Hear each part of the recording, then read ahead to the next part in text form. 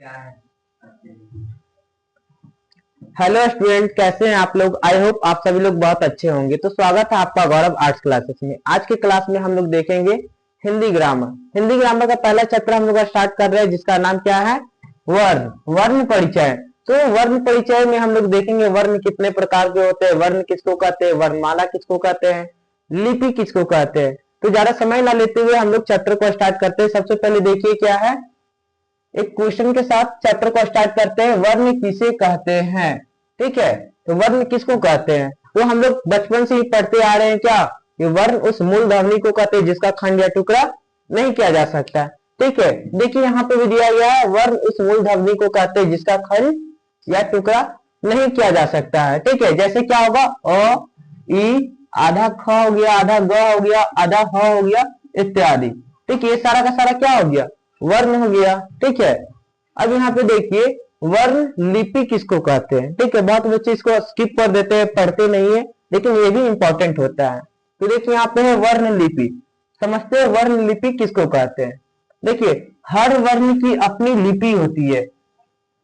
लिपि को वर्ण संकेत भी कहते हैं, ठीक है। देखिए जितना भी वर्ण होता है ना, उसको उसका अपना एक लिपि होता है। जैसे हिंदी भाषा देखिएगा तो हिंदी भाषा देवनागरिक लिपि में आता है, ठीक है। और लिपि को ही वर्ण संकेत कहते हैं। यहाँ पे आप लोग देख सकते हैं, लिपि को ही वर्ण संकेत कहते हैं। अब इसके बाद देखिए वर्णमाला, टॉपिक आता है वर्णमाला। तो वर्णमाला किसको कहते हैं, वर्णमाला कहते हैं वर्णों के समूह को, ठीक है। यानी ऐसा बोल सकते हैं, वर्णों के समूह को ही वर्णमाला कहते हैं।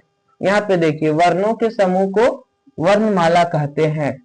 अब देखिए हिंदी में 48 वर्ण है टोटल। अगर बोला जाए कि वर्ण कितना होता है टोटल हिंदी में, तो 48 होता है। अब कौन कौन सा होता है इसको देखते हैं।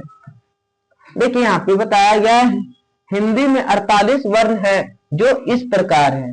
सबसे पहले देखिए स्वर। स्वर वर्ण कौन कौन सा होता है, तो अ, आ, ई, बड़ी यानी दीर्घिकार ई, हर्षिकार उ, दीर्घिकार उ, री, ए, ऐ, ओ और औ। देखिए ये 11 क्या होता है, ये 11 स्वर वर्ण होता है। क्या होता है, स्वर वर्ण होता है। अब सोचिएगा अन और अ क्या होता है। तो यहाँ पे देखिए अन और अ, अन को कहते हैं अनुस्वार और अ को कहते हैं विसर्ग, ठीक है। ये दोनों को कहते हैं अयोगवा। क्या कहते हैं, अयोगवा। अब बोलेगा अयोगवा का संख्या कितना होता है, तो 2 होता है।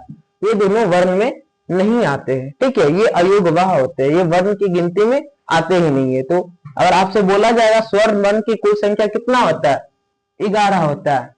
देखिए अब नेक्स्ट क्वेश्चन बोल रहे हैं। यहाँ पे देखिए व्यंजन है, ठीक है। नेक्स्ट टॉपिक व्यंजन है।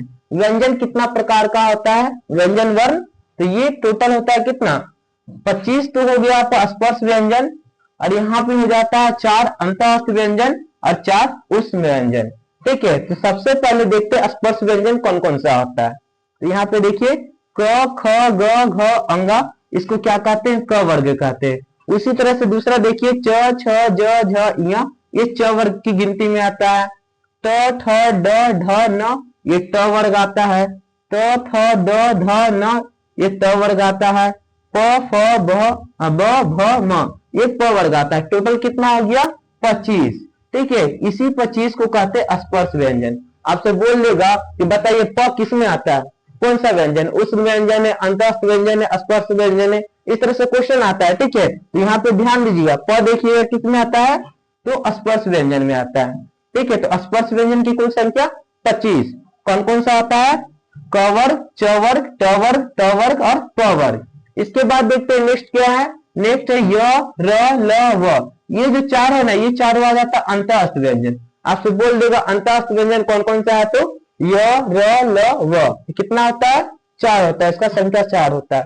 इसके बाद देखिए तलबी सा, मूर्धन्य सा, दंती सा, ह।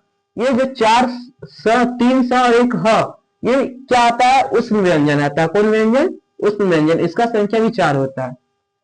इसके बाद 2 वर्ड और देखिएगा जिसका हिंदी में यूज होता है, इसको कहते हैं ड, ये ढ।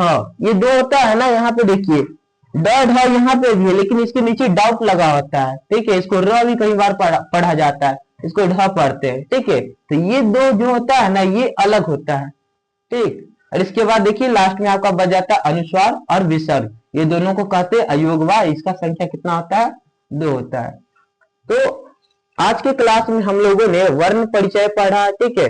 और नेक्स्ट क्लास में वर्ण का जितना भी भेद होता है, स्वर वर्ण, व्यंजन वर्ण किसे कहते हैं, स्वर वर्ण का कितना प्रकार होता है, व्यंजन वर्ण का कौन सा प्रकार होता है, और कौन सा वर्ण कैसे उच्चारण करते हैं, कंठ से कौन सा वर्ण उच्चारण करते हैं, दंत से कौन सा करते हैं, तालु से कौन सा करते हैं, ये हम लोग नेक्स्ट क्लास में देखेंगे।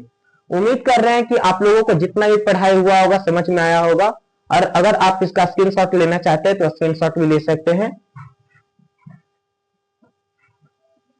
तो आई होप कि ये वीडियो आप सभी लोगों के लिए यूजफुल रही होगी, नॉलेजेबल लगी होगी और समझ में आया होगा। ऐसे ही डेली कंटेंट के लिए आप हमें सब्सक्राइब कर सकते हैं, और आगे की पढ़ाई के लिए आप हमारे चैनल को सब्सक्राइब करके बेल आइकन को दबा सकते हैं, ताकि जितना भी वीडियो आएगा आपको सबसे पहले मिलेगा और आप अपने पढ़ाई को अच्छे से कर सकते हैं। इस वीडियो को अपने फ्रेंड और फैमिली मेंबर के साथ शेयर करें जो हिंदी ग्रामर पढ़ना चाहते हैं। Thank you for watching. जय हिंद।